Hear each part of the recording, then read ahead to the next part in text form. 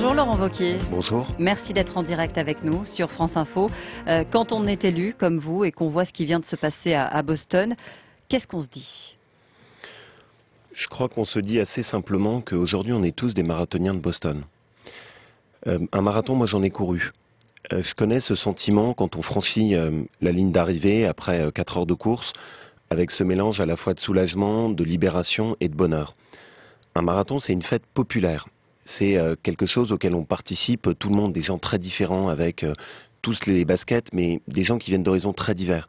Un public qui est un public simple, populaire, qui vient encourager dans une fête qui est la fête de tout le monde. Et donc un attentat comme ça, c'est pas un attentat anodin.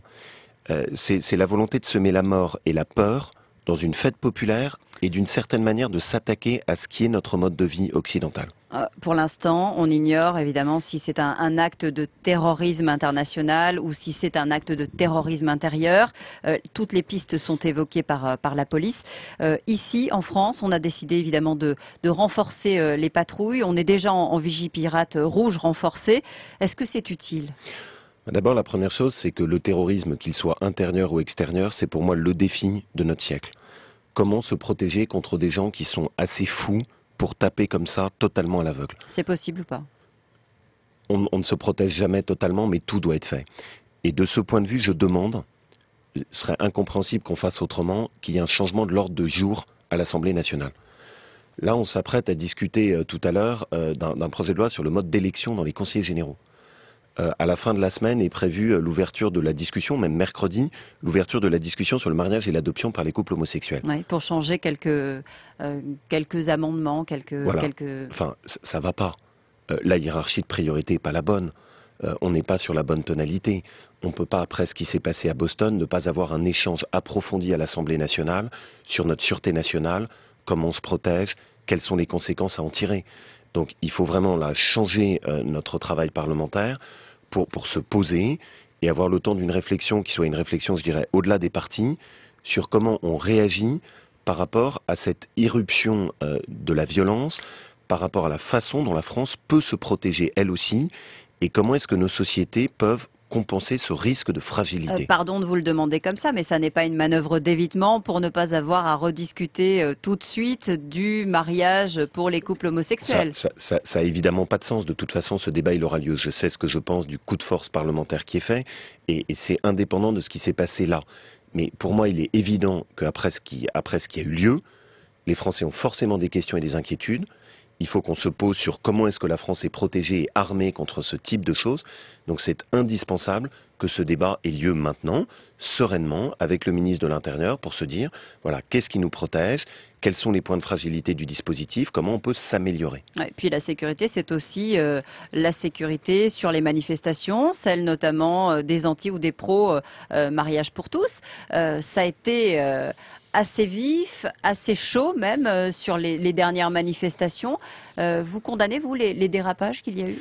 Vous savez, je suis très engagé sur ce sujet, parce que c'est un sujet de conviction pour moi. Je renonce à aucune de mes convictions. Mais j'appelle très clairement au calme. Je ne veux pas de dérive. Je ne veux pas d'excès. Parce que je pense que les dérives et les excès fragilisent la cause de ceux qui essayent de dire attention à ce qu'on fait, attention à ne pas s'engager sur la procréation médicalement assistée. Il y a des franges extrémistes qui, visiblement, récupèrent ces manifestations. Et c'est pour ça que je le condamne très clairement et que je dis ce mouvement, c'est autre chose. C'est une préoccupation qui est beaucoup plus profonde et la force de ce mouvement, c'est d'être déterminé et serein. Je voudrais juste à ce propos dire quelque chose. Le coup de force parlementaire fait par le gouvernement, consistant à accélérer volontairement le tempo, est pour moi le reflet de son étonnante déconnexion. Il ne vous a pas échappé quand même que c'était dans le programme de François Hollande. Madame Duchemin, il vous a pas échappé que la priorité des Français en ce moment, à mon avis, elle est ailleurs. Elle est largement ailleurs. Il vous a pas échappé qu'on a un pays qui, d'ici quelques jours, va franchir le record absolu du nombre de demandeurs d'emploi. Et voilà un gouvernement qui nous dit, bah non, moi, ma hiérarchie de priorité, le seul sujet sur lequel je décide d'accélérer le tempo, c'est le mariage et l'adoption pour les couples homosexuels. Et puis peut-être, un jour, ce gouvernement s'occupera du chômage avec sa petite boîte à outils. La hiérarchie de priorité est totalement faussée. Alors venons-en à un autre sujet, prioritaire ou pas, je ne sais pas, à vous de me le dire. La déclaration publique de patrimoine, est-ce que c'est comme l'écrit Libération ce matin, la fin d'un tabou, Laurent Wauquiez ? Oui, pour moi, c'est clairement la fin d'un tabou. Et je pense qu'on bascule dans une nouvelle époque, qui est une époque dans laquelle les politiques doivent s'astreindre à plus d'exemplarité. Ça peut être désagréable, ça passe par un certain côté transitoire ridicule, mais je pense qu'en sortira plus d'exemplarité et de transparence. Mais il faut être très clair, là, ça suffit pas. C'est pas juste parce qu'on a mis quelques déclarations de patrimoine que le sujet Cahuzac est réglé et que le sujet d'amélioration de la démocratie française est fait. Il est évident qu'il faut aller plus loin. Moi, je fais une proposition qui me semble indispensable. Il faut des commissions de contrôle avant la nomination de membres du gouvernement. En France, on nomme un gouvernement sur un coup de fil, en 2 minutes, sans qu'il y ait le moindre contrôle qui soit fait. Sur un, est-ce qu'il est compétent? C'est quand même pas totalement une question anecdotique. Et deux, est-ce qu'il a respecté les règles de la République? Aux États-Unis, Cahuzac n'aurait jamais été nommé. À Bruxelles, Cahuzac ne serait jamais devenu commissaire européen. Donc je crois qu'on doit aller jusqu'au bout de cette démarche, avec un système qui permet vraiment d'avoir, avant les nominations sur des postes importants, ce minimum de temps d'arrêt et de transparence qui permet de s'assurer qu'on ne fait pas d'erreur. Vous avez été un des premiers à droite à déclarer votre patrimoine. François Fillon a fait la même chose. Jean-François Copé parle de striptease. Je ne le crois pas. On a une différence d'approche sur ce sujet, mais Oui. j'ai pas de souci. Enfin, c'est tant mieux. C'est normal qu'il y ait des différences d'approche. Moi, je crois qu'on a besoin d'être au clair sur les situations de conflit d'intérêts, sur les difficultés qui peuvent se poser sur le fonctionnement de la démocratie, et que c'est logique. Donc vous voterez la loi. Attention, cette loi-là ne me va pas sur deux choses. Un, je vous l'ai dit, elle ne va pas assez loin. C'est le premier point. Deux, le deuxième point, il y a un sujet sur lequel là je suis en complet désaccord. La loi propose d'interdire la possibilité d'exercer la moindre activité privée quand on est parlementaire. Ah. Ça veut dire quoi?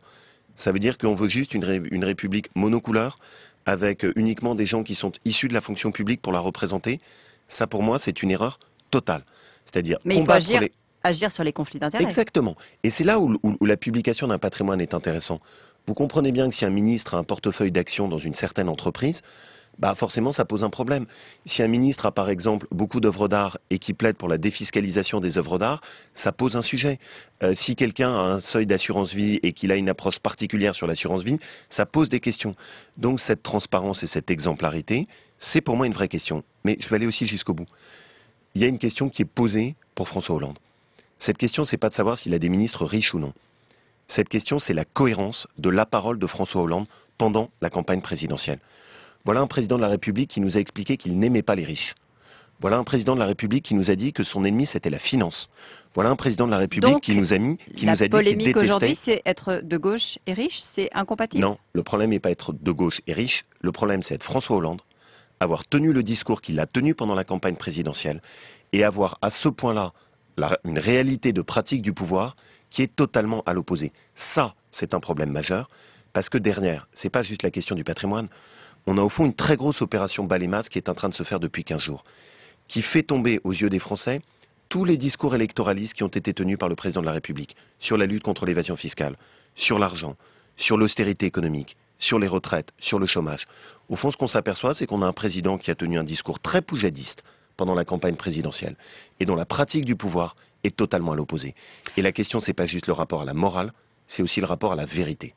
Merci Laurent Wauquiez d'avoir été en direct ce matin sur France Info, 8h26.